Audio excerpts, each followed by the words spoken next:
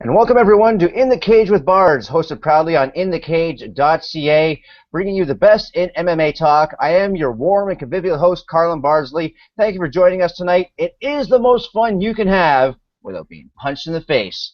And a really interesting topic tonight. We want to focus on the MMA media itself, what its role is perceived to be, what its role actually is, and whether there's some incongruity between the two of those things. And joining me on the panel tonight, three gentlemen who know a whole lot about this kind of thing. Really excited to speak with them. First, of course, my good friend from Sportsnet.ca and host of the Parting Shot podcast on MMA Oddsbreaker, the always affable James Lynch. How you doing, James?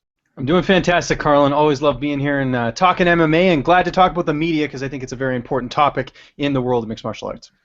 Absolutely. And a real veteran of the MMA media scene. He's worked for UFC Magazine, Yahoo Sports. This guy's resume is a mile long, and now you can find him at realfightstories.com. If you haven't checked out that site, you certainly should. The pride of Peterborough, Ontario, Mike Russell. How you doing, Mike? Doing great, Carlin. How you doing, man? Always a pleasure to talk to you, good sir. And last but certainly not least, we have the man who is the author of this fine tome right here, Pound for Pound. And you can also find him on Cage Potato, or the notorious, I guess we got to call him now, Brian D'Souza. Brian, thank you for being here tonight. Thank you, Carlin, for enabling this discussion. I am nothing if not an enabler, Brian. All right, well, let's just dive right into this. It's a broad...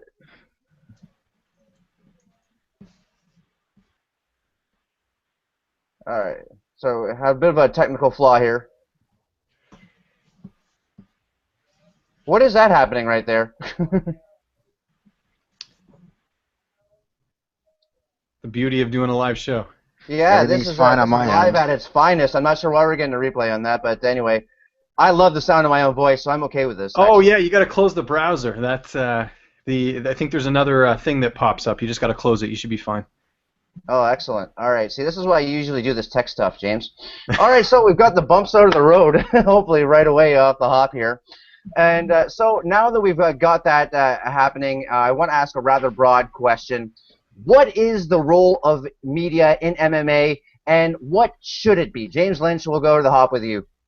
Well, I think the way MMA is kind of going in terms of a media standpoint is that it's we can't treat it like other sports. The UFC's model generally has been very similar to the WWE model, which is the fact that they are an organization, they control everything, they want their promotion to look good in a certain sense, right? So, I mean, when it comes down to it, it's not like a traditional like NHL or NFL and things like that, because you can have reporters that can go out there and ask the tough questions and things like that, and the promotion essentially needs them to report on these stories and things like that. But with MMA, it's all about image. It's all about the fact that they want to try and bring this to the casual fan. So it's very different. I think it's I think we have to remind ourselves that it's it's not like your typical sports and things like that. So as far as where it is now, I'd say it's a controlled environment, and I'd say where is it headed? I think it's still going to be there as long as the UFC is running the show. Mike, what do you think about that? Is UFC and MMA, is that a controlled environment for media, and should it be?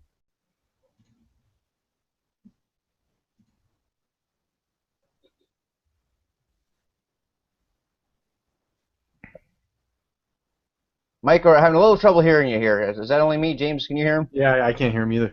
Yeah, how about now? Okay, that's much better. All right. Try again, I heard some.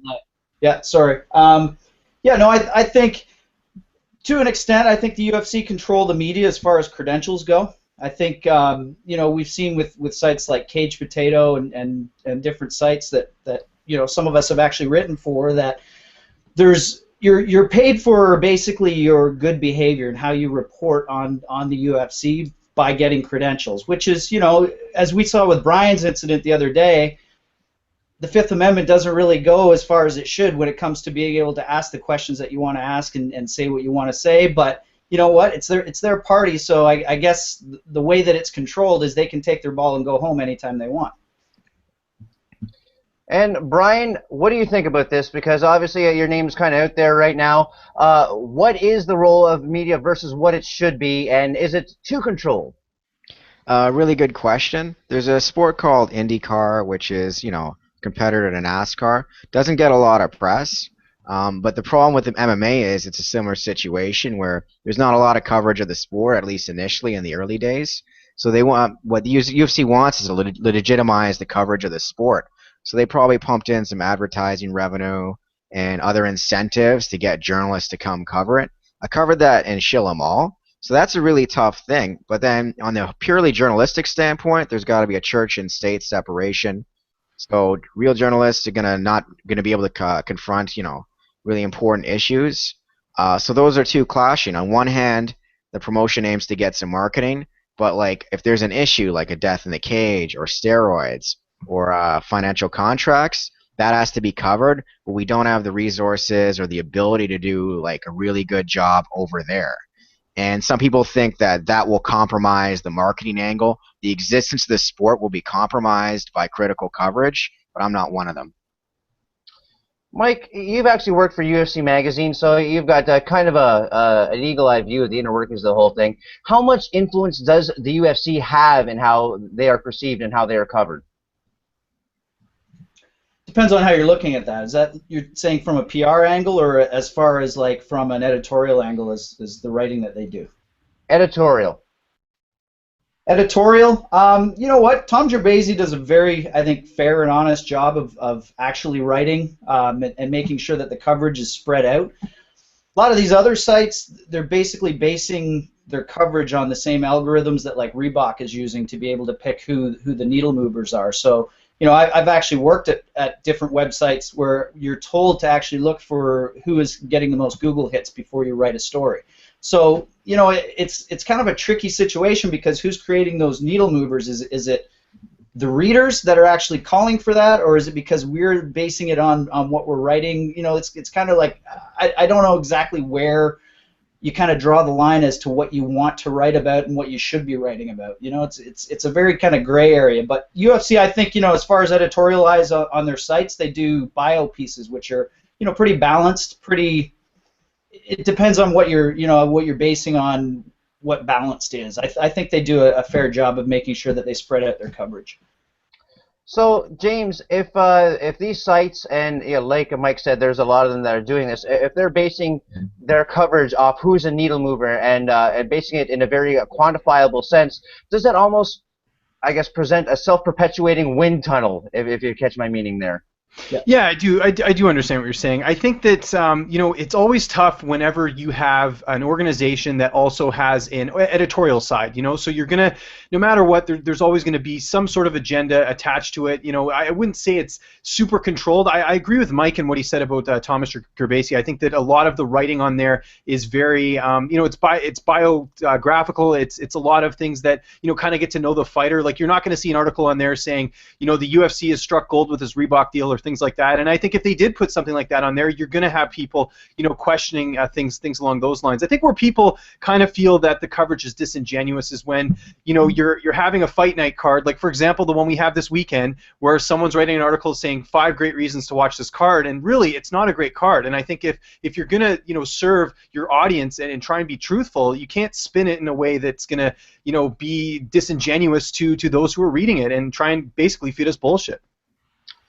And Brian, there was that infamous Jeremy Botter email that found its way out to the masses a little while back, a couple of years ago now maybe, where you basically had a list of things that the UFC would not want you to talk about, fighter pay being among them. Is that something that is healthy for a burgeoning sport to really kind of pick and choose what topics that you want to hit and what topics you want to avoid?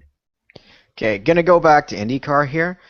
There's huge scandals in motorsports and Formula One, like with lawsuits and cheating and all kinds of stories. These stories pull people in, like Mike Tyson biting Evander Holyfield's ear. When you're notorious, you're gonna get people by the balls, and they're gonna want to listen to what you have to say or buy your pay-per-view. So I think the sport's hurting itself by trying to clamp down on financial numbers. What's the biggest selling point of Mayweather and Pacquiao?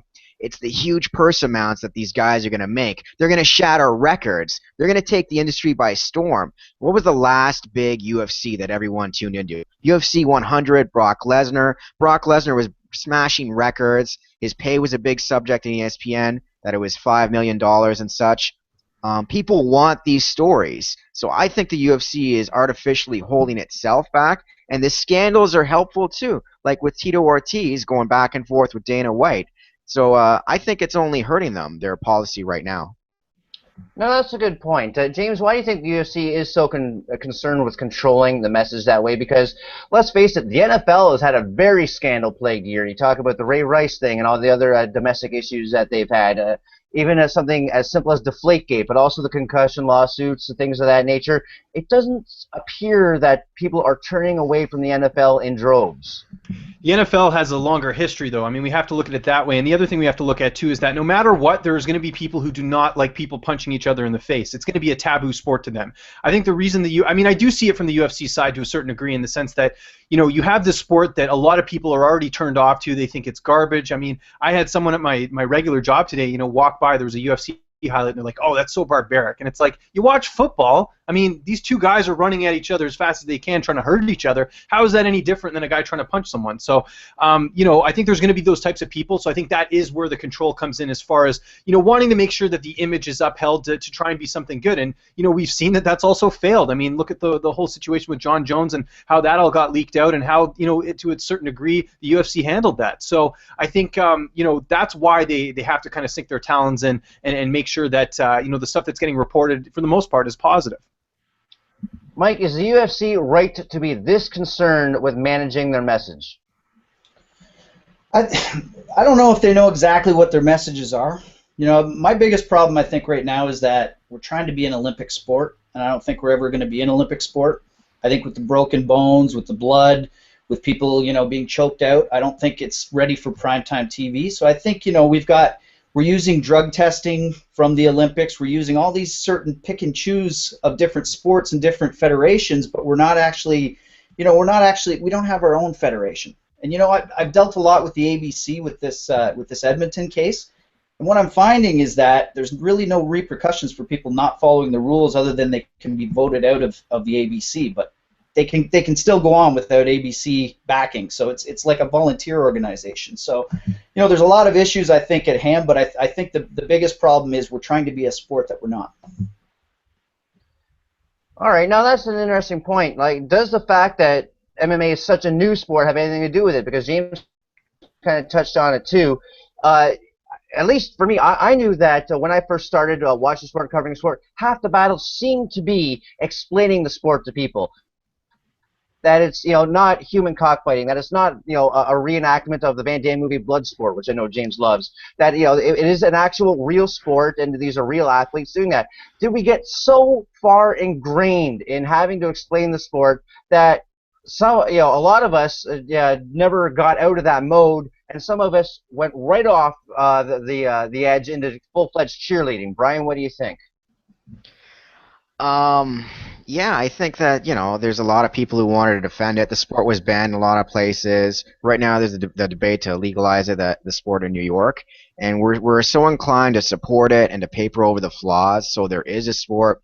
So there are record-setting gates. Like when the sport was legalized in Ontario, the UFC comes here, sells 55,000 seats. We want these guys here. We want George St. Pierre here. And, you know, as media, we want to go interview him and write stories and be associated with this big traveling circus. So there's pressure, of course, to gloss over the flaws and, you know, to promote the sport. But my message has always been that we can simultaneously approach the indiscrepancies of the commissions and, you know, fighter pay and all these other issues and have the sport.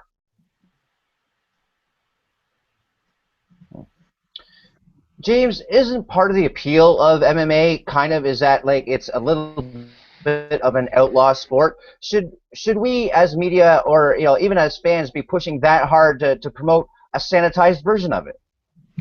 I mean, sanitized in what? In terms of, you know, the way the commissions are run, or what do you mean?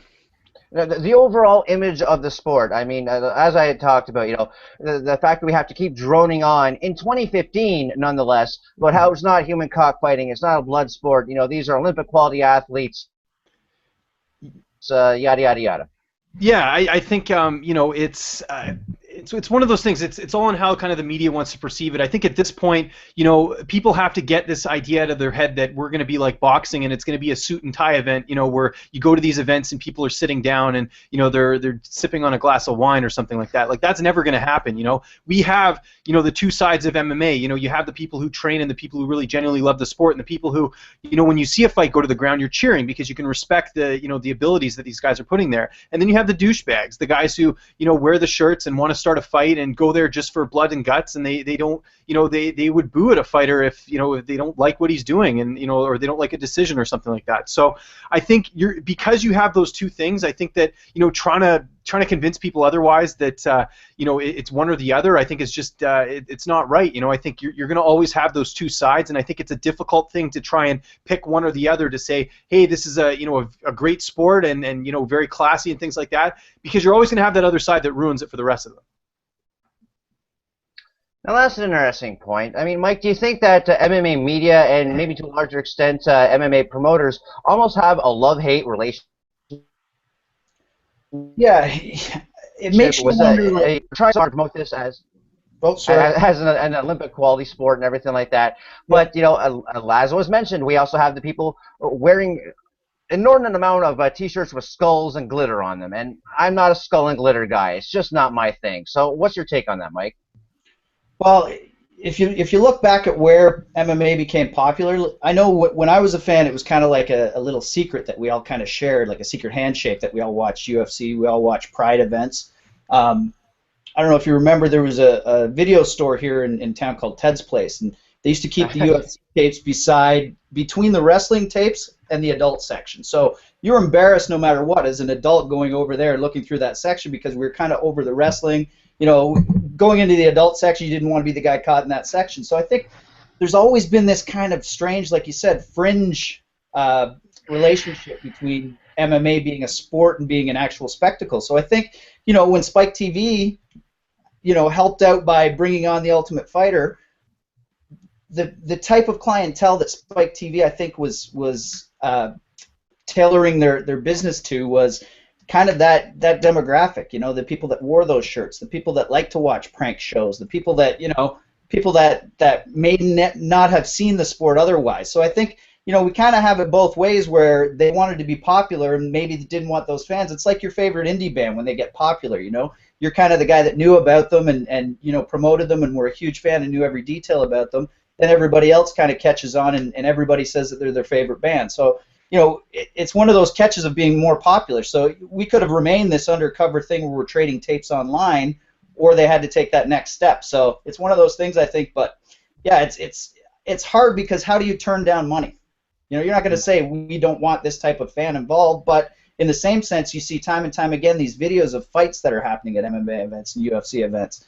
And you know, we've heard about organized crime here that was all involved with MMA events that we've kind of gotten out of the events that have been in Quebec and such. So, you know, it's one of those growing pains, I think, that we're going to have to face. All right, let's refocus this on the media now. Have certain media outlets and or columnists gone too far from actual coverage into being essentially a PR arm for the UFC, or to be fair, Bellator as well, because there's a couple of them that have that finger pointed at them. Brian, what do you think?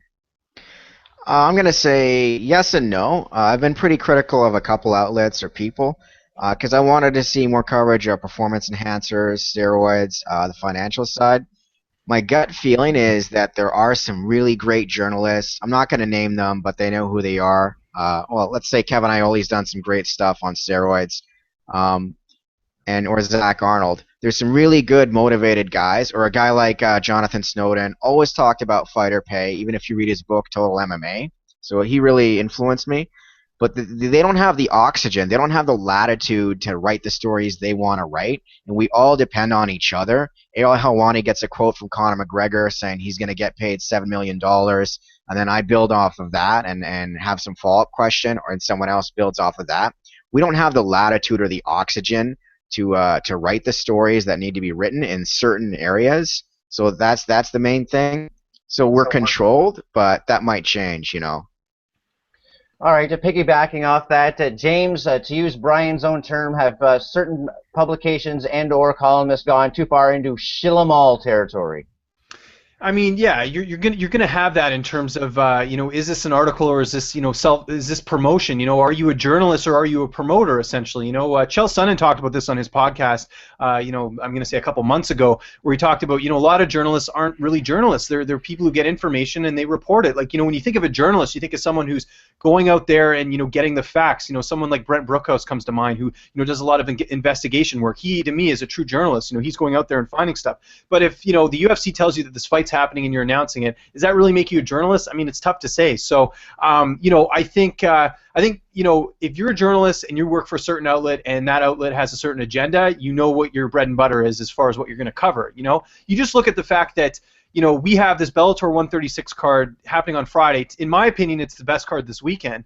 There's a pretty popular show that aired earlier this week, and they didn't have a single fighter from that card on there, and I question that. I wonder, why is it that we're not seeing, just because it's Bellator, why aren't we seeing, more balanced coverage as far as having, people from that card on there? I mean, it literally is one of the best cards that they put on, I think they're going to put on this year. So why is it that we're not seeing them on there? MMA Junkie did a great job. They had a lot of their fighters on there, plus UFC guys. So I think that, that's when you can kind of see the transparency as far as, which outlets are covering what and whether or not they are quote-unquote shilling. Mike, are you running into a lot of this? You're finding that you read pieces and go, did I just read a press release? And he's muted. Mike, we've lost your audio again. How about now? There you go. Yeah, I keep muting it so there's no feedback. My fault. I've worked for outlets before that accept advertising dollars from promotions, and there have been emails that have circulated that have said, hey, maybe lay off the criticism these months, because that's a transaction. You're paying for good coverage no matter how you look at it. If you're not going to pay that person next month to advertise one of your events, you're not paying for good coverage. That's what's happening in a lot of senses. So I think there's a lot of incentive. The credential thing is a huge thing, because if you don't write well about the important topics, or you don't write favorably about certain people in certain promotions, you may not get credentialed. So there's a difference between being fair and being writing favorably about somebody and not reporting the news. So how common do you think that is, this payola kind of arrangement? I mean, you said it yourself, that's essentially buying good coverage. How common is that among the major sites, Mike? Well, some of the sites that I've worked for, again, I'm not going to name names, but there is kind of a given that you have to. You look at what happened with Brian with Bloody Elbow. That was, there hasn't been an actual statement from Bloody Elbow, and I don't fault them for that, but I think maybe the fact that he's had certain representatives, that write for Bloody Elbow, that have come to his side and said that we stand up for him. There's a lot of fear mongering, I think, in MMA when it comes to what you write, and I think if we even had an MMA writers union, which we've talked about before, I think that would clean up the sport in a lot of ways, because it would kind of, you'd eliminate a lot of these people that are doing the press release writing, and you'd eliminate a lot of these incorrect stories that are baseless and factless. There's a lot of people kind of just grab tweets as stories these days, and to me that's not journalism, because anybody could have written those tweets.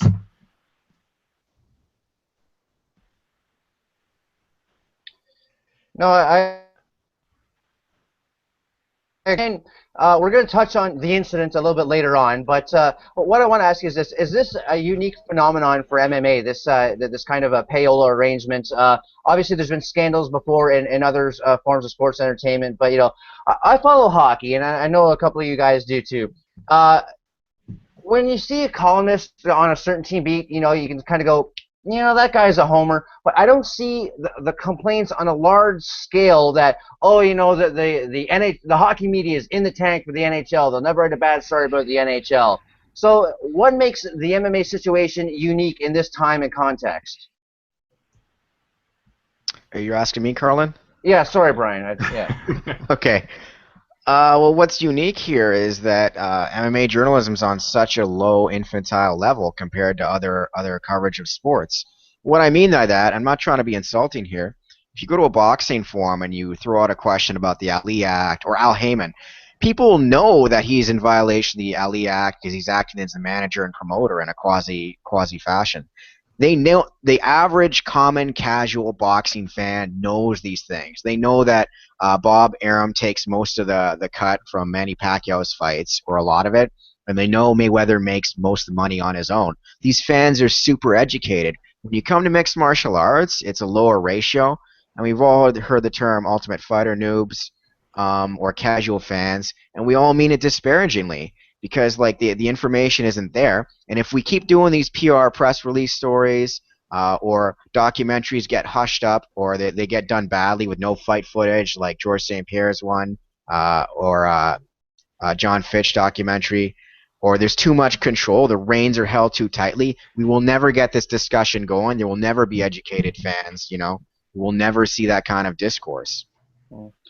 I saw John Douglas in the chat there bring up an interesting comment that the money is so low that there's no incentive really to do investigative journalism. But is the money that great? Unless you're a guy like Ariel Helwani, from what I understand, is doing very well. But outside of a handful of people, like there isn't any money in what we're doing here, guys. I mean, let's be honest about this. I mean, so what is it the motivation then for certain websites or certain columnists to basically take on that cheerleader role? I mean, is it the little bit of money that they will actually go for? Is it the buffet backstage at the UFC show? Is it that good of a buffet, James Lynch?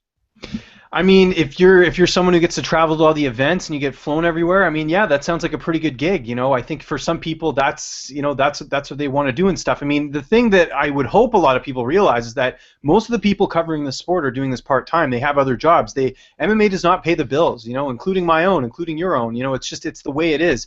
I think that's part of the problem. You know, you're going to have these bigger outlets who want these positive stories and cover certain things, and you know, there's advertising dollars involved because it's all about kind of the news and stuff. And what we're seeing is a couple things. You know, first off, you know, you talk about you doing the investigative journalism and the things like that. I mean, that stuff just it's so rare because a lot of sites, I mean, even though it would get a lot of eyeballs, what advertiser is going to, you know, sink their teeth into controversy or something like that? Not too many, right? And then on the flip side, you know, you've got these outlets that, you know, really just don't. What's the best way to describe it? I just think that it's kind of like, you know, if you want to get a job in the media industry, you want to, you know, get on with a big site or whatever, there has to be incentive, right? So I think, you know, as far as certain outlets, you know, we know the ones that are, you know, making the big bucks and things along those lines, but the smaller ones, I think that, you know, you're not going to get recognized, you're not going to get paid very well, and if that's the case, you know, you're not going to have, you know, the best quality stuff. You're not going to have guys who are doing this full time. They're not going to get all the facts. They're not going to, you know, kind of get all these things. But if you're doing this full time, you know, and you're getting paid well, then, you know, it's to me it all comes down to kind of advertising and things along those lines. As far as, you know, the people who get paid the most, the advertisers want stories that, you know, the UFC is going to like, and then vice versa. I almost wonder if this isn't more of a macro thing than a micro thing. Is it more the times we live in where it's becoming more and more precarious to speak out about anything? In the last, you know, 10 years or so of American political life, but we're seeing more things like the NSA, the massive spying program. We're seeing things like journalists being prosecuted. Is there an overall chill effect, Mike Russell, that is kind of seeping down to MMA, or am I getting way too deep into this now?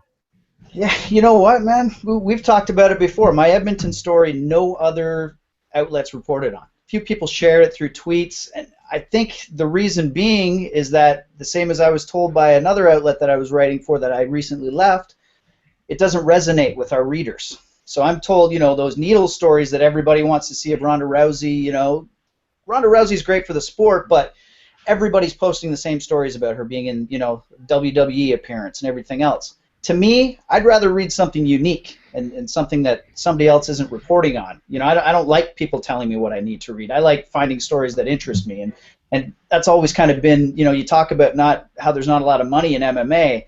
I've had a few good years where I was able to basically work nothing but MMA, and now it's gotten to the point where it's much harder, even though I have, you know, a fairly decent resume. I'm not saying I'm one of the best or anything, but I've written for a lot of major outlets, and I've you know, been a senior editor of Cage Potato, and you know, whether that hurts me or not, it remains to be seen. But I've since written for UFC Magazine. I've since written for Fight Magazine.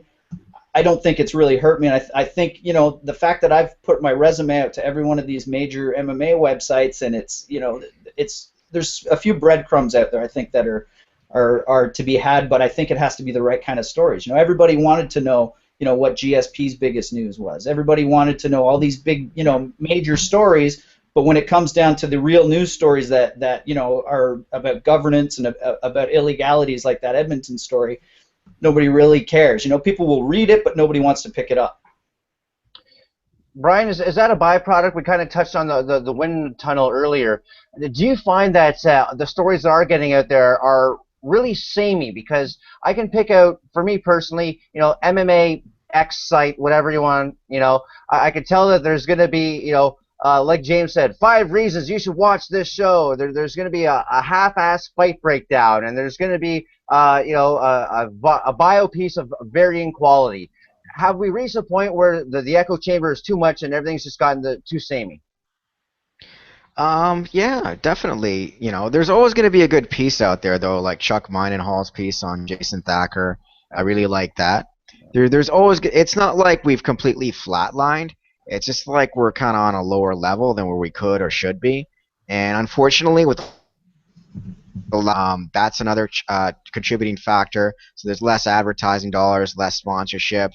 And honestly, MMA is just not respected by the mainstream. It is not seen as like it almost got there at points with Georges St. Pierre when certain outlets wanted stories on him, certain mainstream men's magazines, that I would be writing for, and then it became a classy sport. That's always been my motivation here to write a book like Dark Trade by Donald McRae.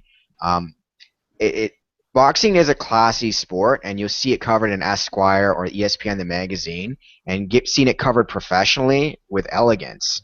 And you'll see some kick-ass movies about it because it's taken seriously, and that's always been my goal, is to write something really editorial. So is the answer then is that we just have to bide our time until it is either respected or not as respected as something like boxing? James Lynch, what do you think? Are we just on a long bell curve here? What happens? It's going to be a process. I think this is just part of the process of the sport. We talked about the fact that it hasn't been around that long. The other thing, too, that we haven't even really talked about is the fact that this is a sport that was kind of built on social media in a way. As far as I know, UFC was one of the first organizations to kind of take advantage of Twitter. You have fighters having that individual, personal contact with fans, and we've seen how many incidents have we seen, with UFC fighters getting in trouble tweeting out things. I mean, that to me kind of started with the UFC because, you have these individual guys. It's not like, if one guy on the Leaf says something stupid on Twitter, it's going to get a story, but it's not a huge deal. If a fighter does it, that's his brand, that's his, that's essentially him. So it's a lot different, and I just feel as though, one of the things you see in this sport that you don't see in too many others, I find, is a lot of media members kind of being harsh on Twitter and it kind of just being the norm. I mean, we see that a lot. A lot of people nitpicking at things, a lot of people, being kind of rude. And you do get it in other sports, but I find with MMA, it's just kind of more common. Like it's almost used to what you're seeing. And, another thing too is like, if you go to pressers sometimes, I know sometimes you'll see clapping. And that's something that just isn't tolerated at most press conferences, So I think there's a growing process here. I don't think we're at the point where we want to even come close to calling it classy. I think there's a lot of work to do, but, part of it is just kind of seeing where the UFC goes and how they, approach things from a business standpoint. James, you raised an interesting point in that the sport really kind of survived the mid-'90s blackout and it kind of was rebuilt on the back of the internet. And Mike, now it seems that the UFC wants to run as far from the internet as possible if they're not controlling the message. Am I right or wrong on that? 100%. And you know what? Again, you can't have it both ways. You can't have all of your guys wanting to tweet out what they want and then penalize them because they're being themselves by tweeting quotes and jokes and stuff like that. I think the problem is that they haven't been able to separate the fact that, sure, they created the sport in a lot of ways and they kind of set the rules and set the boundaries of what was acceptable, but we need to kind of look at things. If we had an auditor come in and look at the sport as a whole, there'd be a lot of areas for improvement that they'd have to look at, from us as the media. There's a very low price of admission to be in the media right now, and I think that's the main problem, is that sites aren't paying a lot of people. They're paying with credentials, so we're getting fans that are going to events to cover them. We've all been at events. I've worked at events before. I think we were all at that event where people are drinking in press row. Yeah. We've got people that are wearing, team shirts of some of the people that are fighting. We've got people interviewing people, and the very first thing they say is, "I'm a huge fan of yours." That's I think the one thing that we need to kind of separate ourselves from. And again, you talk about the NHL, you talk about all these different sports that are treated differently with the media. They've all got professional writers federations. So you've got professional hockey, professional, the boxing writers federation. We've got all these different groups that are making sure that we behave properly and that we're being treated properly too. And you know what? If everybody stood together in solidarity and someone was mistreated, then that mistreatment would stop pretty quickly. I think if there was a media boycott of certain behaviors. So it's just talk, but I think there's a lot of differences between the sports that we're comparing ourselves to, and the main ones is that there's no real structure, and again, we're not separating between church and state. So I think we've got a long way to go before we become on the same plane and on the same level as these other sports. Mike, do you think that'll come with time? It could, but it also has to come with acceptance from all parties involved. All the stakeholders have to accept that we've got this sport that could it could just as easily be the next one of these, what was that, slam ball that we had. I'm not going to say it was that bad or it's going to be that bad, but we came from being a niche sport, and between a lot of different things that are going on right now, a lot of people are losing interest. Some of it's oversaturation. We've got events, in everywhere. Sometimes 5 on a night, depending on where you look. So it's hard to be someone that follows the sport as much as we used to. You look at hockey, when you follow like some of the minor league teams along the way, it's hard to kind of follow and not be as entrenched as you have to be. We do it because we love it. Like you said, a lot of us aren't making a lot of money to do it, but it gets to be sometimes where you just kind of, you wonder if you should take some time off. James Lynch, I don't mean to put you on the spot here, but the question has to be asked after that response. What happened to slam ball? I don't know. It had some promise, and I believe they were on Spike TV, or was it Spike TV back then? I guess it would have been, yeah, because it didn't. Yeah, was it Spike or was it TNN? I can't even remember. I don't know. It was one of those networks, and you know what? I just think they didn't have a real like a Wayne Gretzky type. They didn't have anyone that stood among the rest, and that's what you need. If you're gonna have Wheaties box, you need someone that's gonna really, we needed someone doing backflips and being very acrobatic, and there just wasn't anyone like that at the time. So I think that really was it didn't really help them, and I think that's eventually why they didn't move forward. I'm amazed that you answered that question seriously. Yeah, that's what I do. 100%. Like, you know what? You'd be a great PR person. There you go. Yeah, there you go. The always affable James Lynch. It's not just an introduction. All right, James. So after doing that to you, I'll let you lead off with this one. This is going to be the fun part. All right. Mm-hmm. Has anything that you've ever said or written about this sport put you outside the line, so to speak, with a promoter, a fighter, or anyone within the industry? Yes, it hasn't happened often, but one incident that I can recall was on my podcast, The Parting Shot. This was, I want to say it was like maybe a year and a half ago, and basically what happened is my co-host Adam Martin and I were discussing an upcoming Bellator card, and this at the time was when I believe Pat Curran was the featherweight champion, and Patricio Pitbull was having to go back in the tournament, and a lot of people were kind of thought that was unfair because it was a close decision. He lost to Curran, and it was one of those things. But anyways, as the card was announced, Bellator at the time was only doing 2-hour main cards. So at the time, it appeared like Pitbull in his next fight, I forget who he was fighting, but it appeared that he was going to be fighting on the prelims. So on our show, we had Front Row Brian on. And I don't think Brian, I don't know what happened there, but at the time, sorry, can I just take a second? That was awesome. I don't know what that was. But, I have no idea what that was. But anyway, so we're talking about the card, and we're talking about how it's kind of BS that Pitbull is on the undercard, and Front Row Brian was on, and maybe he said some things that were a little bit off topic, but I posed the question as to why are they burying a guy that was one of their biggest stars, putting him on the prelims. And we got an email at the time from their PR representative. He's no longer with the promotion anymore. And So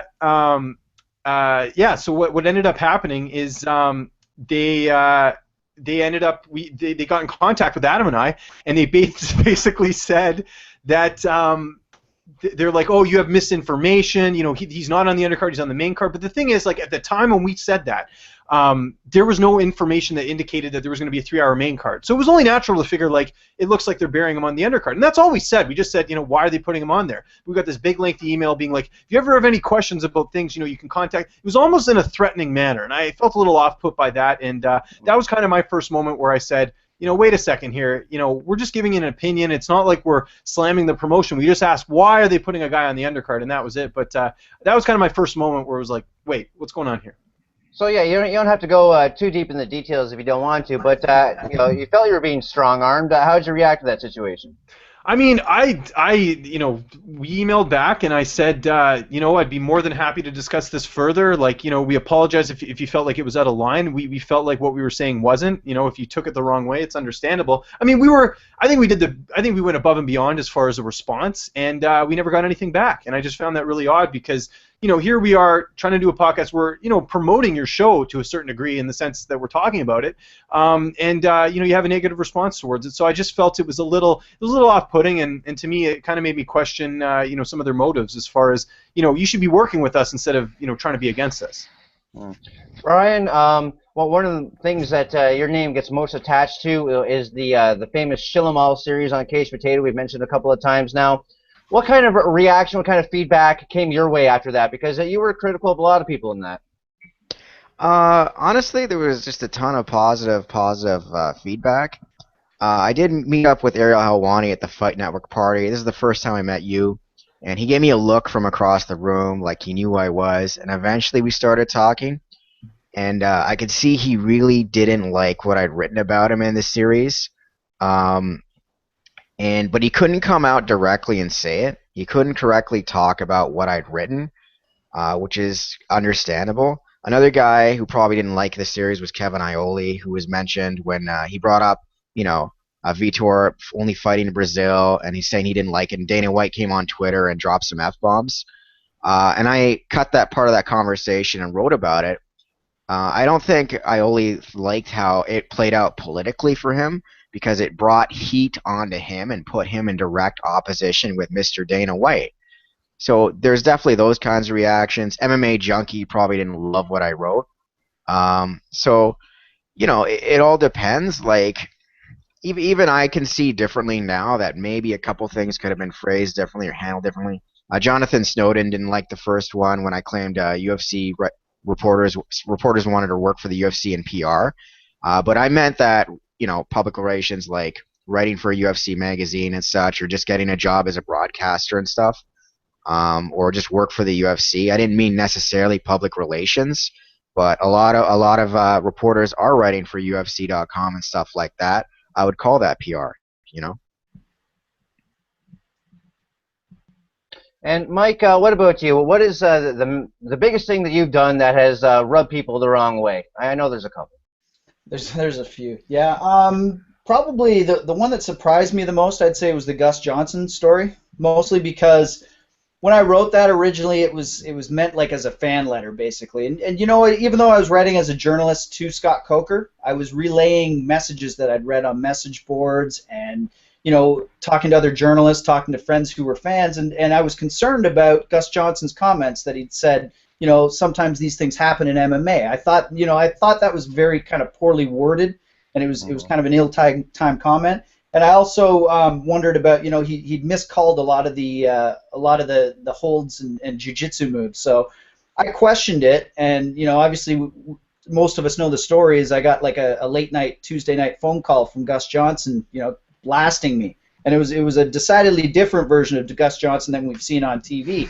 He was speaking in slurs and slang, and he was threatening me. Said he wanted to come and fight me. So I reported on it, and I actually had a few reporters actually comment on it and say that I deserved no pass, and I had some people telling me that I was trying to get him fired. All I asked was he planning on using him again in a future event? So there was no insinuation that he should fire him. I just made a couple points, and again, I was taken to task. I thought incorrectly, and I thought maybe unfairly, but I guess it is what it is. Some of these people maybe were NCAA basketball fans, and this was one of their heroes. I don't know, but rather than, I've never been of the type of person that would maybe blast somebody on a piece. There's been a lot of pieces I've read over the years that I may not agree with, but I'm kind of more a behind closed doors kind of approach somebody person, which is kind of why I think that I'm so keen on maybe getting a writers union, because when I came up in the sport, I came up under Loretta Hunt for 2 years and Tom Gerbasi, and I had a lot of really good influences on how to be an ethical journalist, and I think that maybe a lot of people kind of skip those steps. You are very big on ethics. It's something that is exceedingly rare in our field these days, and it's a little disappointing. You're doing a lot of work now, reporting on the Edmonton Combat Sports Commission, and they're in a bit of an ethical soup right now with the way they've chosen to punish Cody McKenzie for his actions in the WSOF fight. What else can you tell us about what the work you're doing there? Okay, I've got a pretty exhaustive piece that I've been working on probably for the last week or two, and I've got new information today that's going to kind of tie everything together about how Pat Reed was brought into Edmonton, how he was given this job basically that he wasn't entitled to have. There's a lot going on here, but the craziest part is it starts right at the mayor's office and goes on all the way on down, because Pat Reed started in Edmonton. He was brought in to bid for the university games, and he worked with the University of Alberta. So all of the people that he brought in on his commission, after he brought allegations forward about all the commissioners that were on staff, because he was secretly working for the city of Edmonton to help increase and improve the efficiency of the commission. There's a report on it that exists, so I'm not making this up. He actually found dirt on every one of these commissioners and brought it forward and kind of introduced it in various ways to kind of get them out of the way, and then hired his own commission out of all people that he had past relationships with and past he'd worked with before. So there's a lot of collusion. There's a lot of there's a lot to the story that's going to come out, that if they don't get rid of that commission or do something major, then the city of Edmonton is going to probably be in a lot more trouble than they think they're going to be, because there's a lot to the story and there's a lot of proof to the story, I think, that's going to come out. Great googly moogly, there's a lot going on there. Yes, man, there is, and yet nobody's writing about it. You know what? I think the next step, people will start writing about it, especially, the problem is I'm an independent. I stepped away from MMA media for a lot of years, so, people that know me back then when I was still involved with the media, there's a lot of new fans, I think, that are reluctant to believe everything they read if they don't know where it's attached. So, I could say everywhere I've written, and, even with the city of Edmonton, maybe I don't blame them 100% for believing everything that I've given them information-wise, but I've offered them recordings, and they turned them down when they did their original 2 investigations until I informed them that there's some pretty derogatory things made, there's some pretty derogatory comments that have been made that I haven't released about certain promotions and certain key individuals within the industry. Now they want the tapes. Well, being from Toronto, I'm kind of used to our mayor being in dirty deals, so maybe I'm not as shocked about that as I would be otherwise. Sure. But yeah, James, what's your reaction to hearing something like that? Because right now I'm thinking, what's more corrupt, the Edmonton Commission or the Senate with Mike Duffy and all that happening right now? Yeah, I mean, it's pretty crazy to think that a commission like this can operate in this manner. And I think the truth always comes out. And it's thank God we have people like Mike and other people who are doing the work and putting the time into to find out what's going on. And something you touched on earlier, guys, is kind of like this lazy journalism, this clickbait journalism, where all these sites are copying other sites and they're just posting the same stuff. And constantly on Twitter, I'm seeing the same links and the same articles with the same interviews and stuff. And we need fresh content. And I think stuff like this is what people want to read about. I mean, there's nothing wrong. I think a lot of people get confused by this, and Carlin, you and I have talked about this, kind of just off air, but promotions, like if someone writes something that they don't particularly like it's your job as a journalist to report objectively. You're not there to cheerlead. If something is wrong and you're critical about it and you're not slandering them, I think there's nothing wrong with that. We need people to start letting people know of the things that are wrong and how they can fix them and how we can improve the sport. At the end of the day, I think a lot of people have to realize that a lot of us are here to make the sport get better, and just because there's some criticism doesn't mean you're slandering. And I think a lot of people kind of look at those two lines and get confused and kind of go about it the wrong way. Well said, James. Well said, actually. And Brian, so let's talk about the incident, shall we? The UFC World Media Tour, Conor McGregor, Jose Aldo. You were part of credentialed media. Ask a question that Dana White apparently doesn't like and does not respond very well to. Tell you what, let me just get you to do the whole thing in your words here, just so I'm not putting any words in your mouth. Go ahead.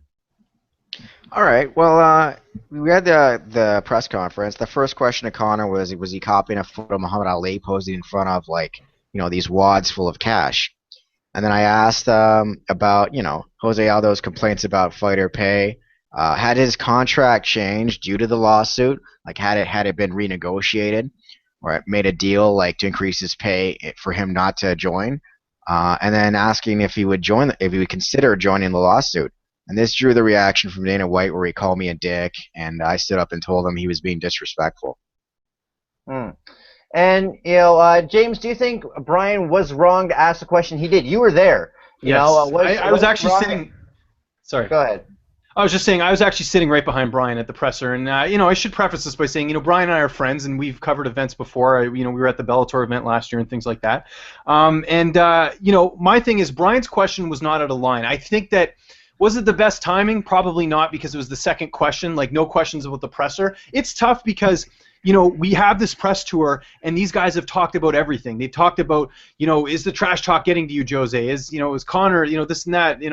There's a lot of stuff that's been asked. Even myself, I had a hard time coming up with questions because there's just so much that's already been talked about. It's tough on, the fifth leg of this tour to try and come up with questions.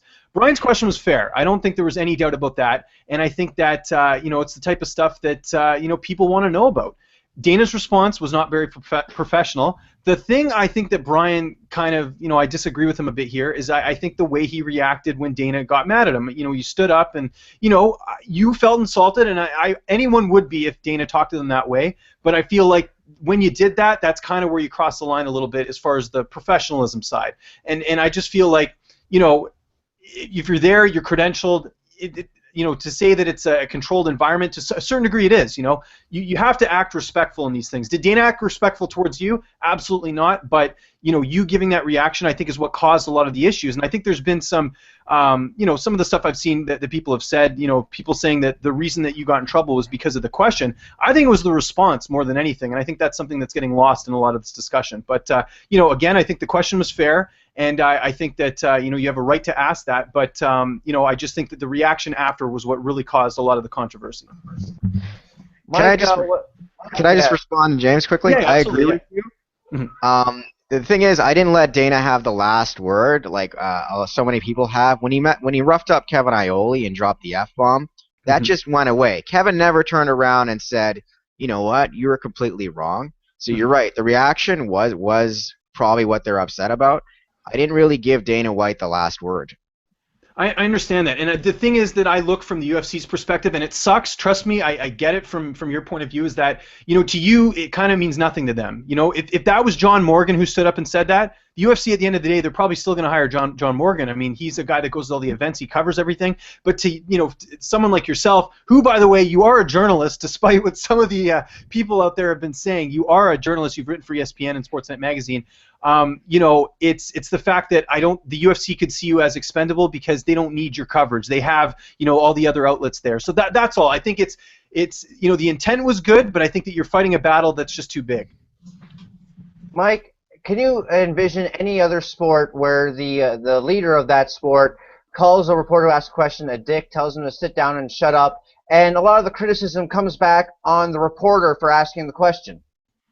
There'd be sanctions in any other sport. Let's be honest. There'd be a fine probably, and the fine would probably, I don't know how that would be framed in MMA. Would that go to a writers association for their fees? Would that go, because right now, let's be honest, some of the fines that are being self-levied for, John Jones's cocaine incident, where's that money going? Does that go back into the company? Does that go, we hear that a lot, that there's a fine. Where does the fine money go? So there's no real rules that we're playing by, and I've discussed it with you, Carlin, before. I think I've actually discussed it with James. The closest thing we have to rules are the ethics journalism guide, the Canadian ethics journalism guide. I follow because Loretta gave it to me my first day at the Fight Network. If you follow that, any association, be it just a regular writers association, any place you write for is going to back you because you're doing things the right way. You can use anonymous quotes. As long as you have verified those quotes and you can guarantee that is a valid source, you don't have to name your source.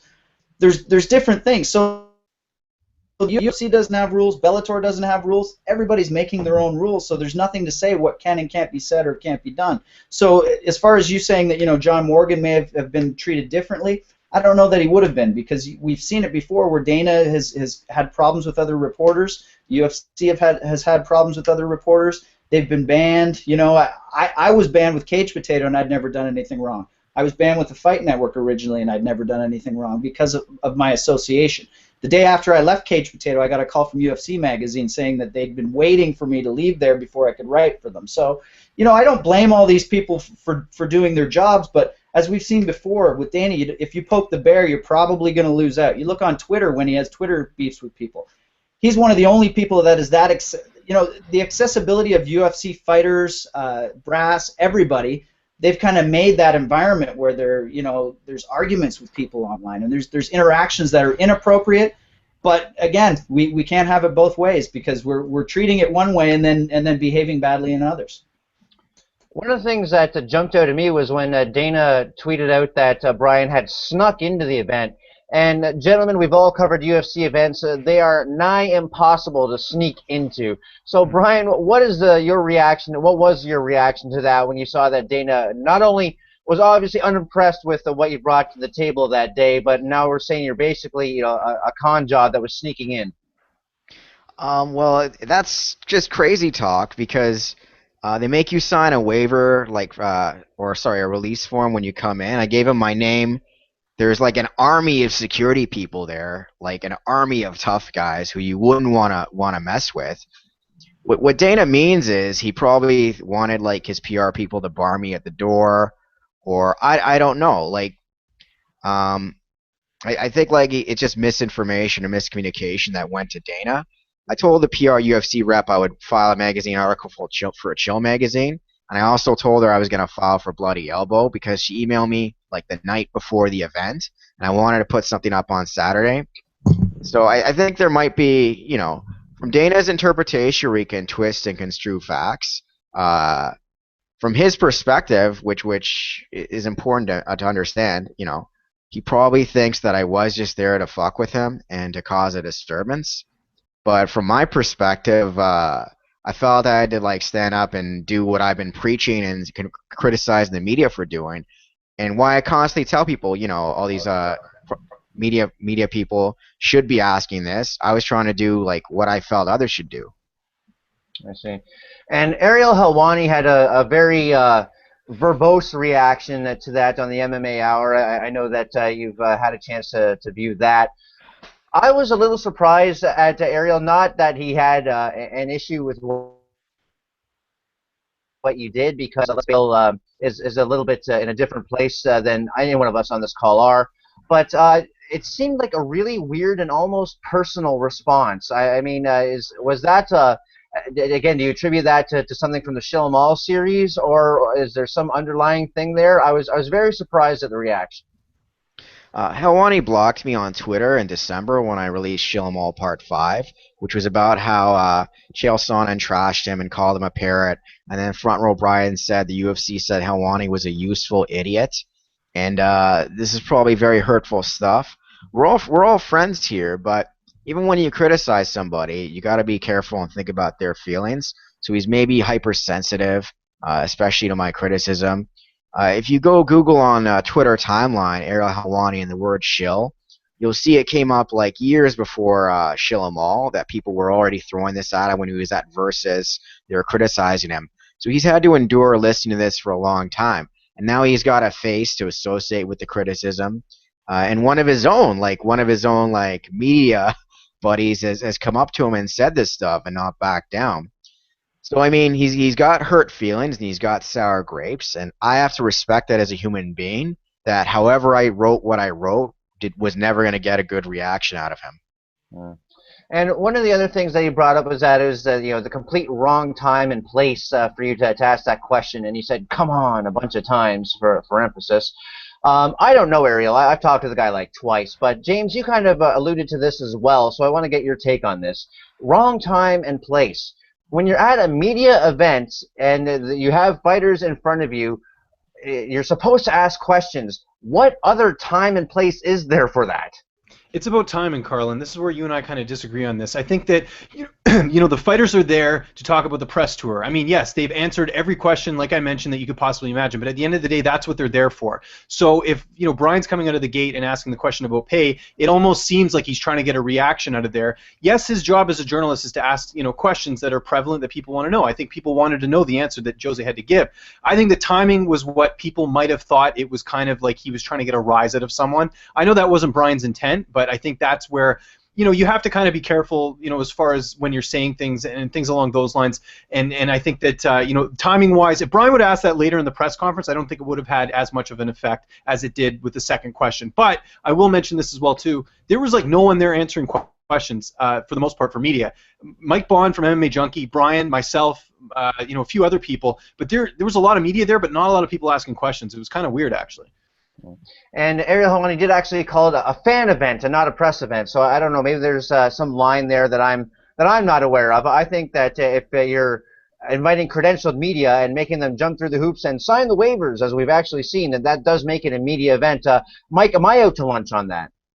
Yeah, you know what? I don't know if it's on purpose or not, but I usually get all of the UFC media event invites a day after, and I'll get press releases a day after too. I don't know what if there's an email outbox that people get them late or not, but yeah, I don't know. It seemed like more of a fan event, but looking at the whole situation, it reminded me of like at a wedding where they say, does anybody want to stand up and have anything to say before we make this official? And it's kind of a hypothetical, and you don't really take them up on that to tell them what happened last night at the bachelor party. But yeah, to me, I'm different than Brian, and Brian and I have had long discussions before about how we share a lot of the same ideas, and we differ on a lot of things.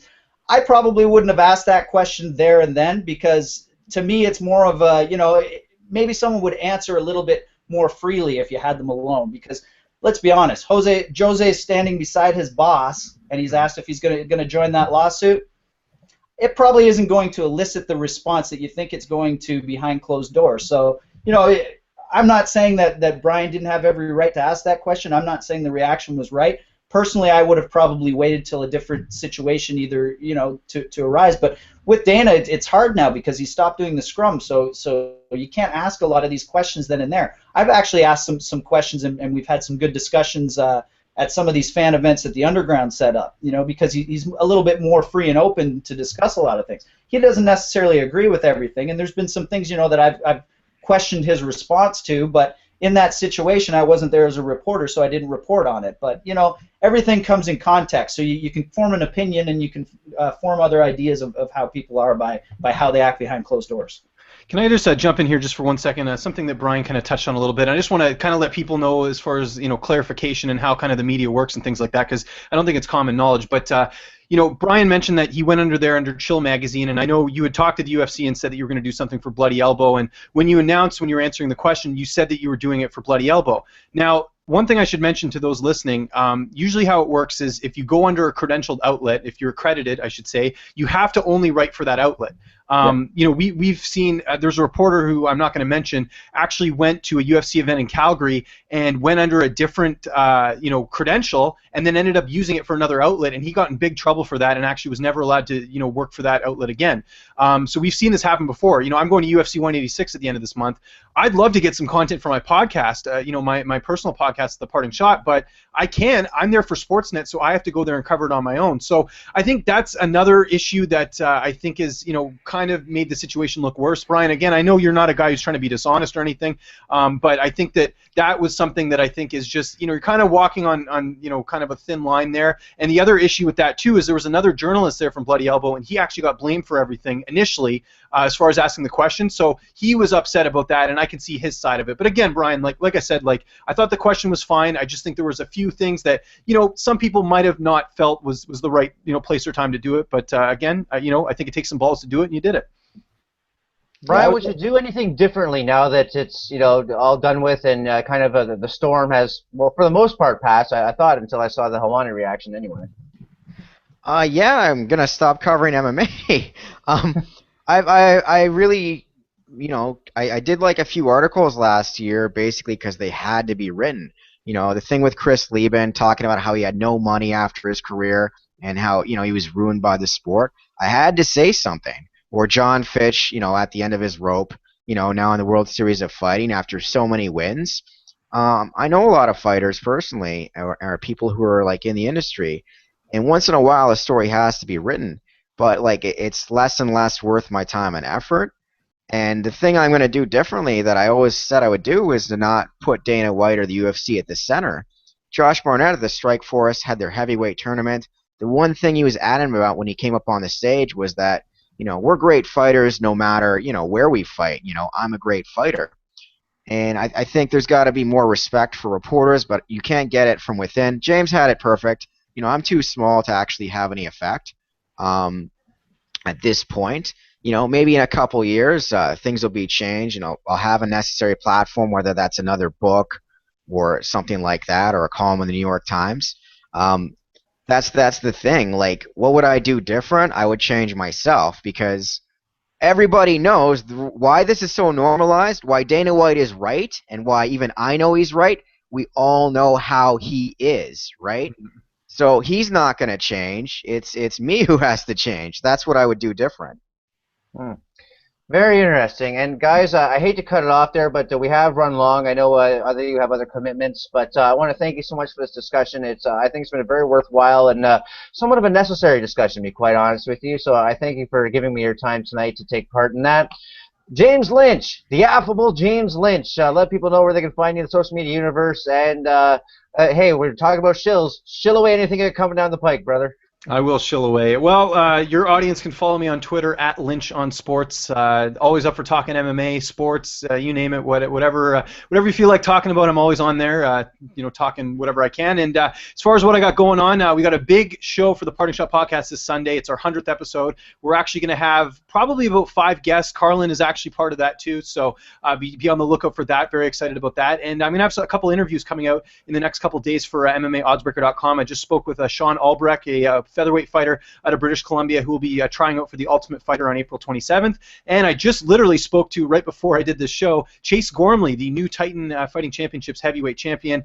Talked to him about a bunch of stuff, including whether or not he'd want to go back to the UFC. He's not in a rush, and I'm very excited for people to hear that story. So, yeah, like I said, follow me there and check out the Parting Shot podcast every Sunday.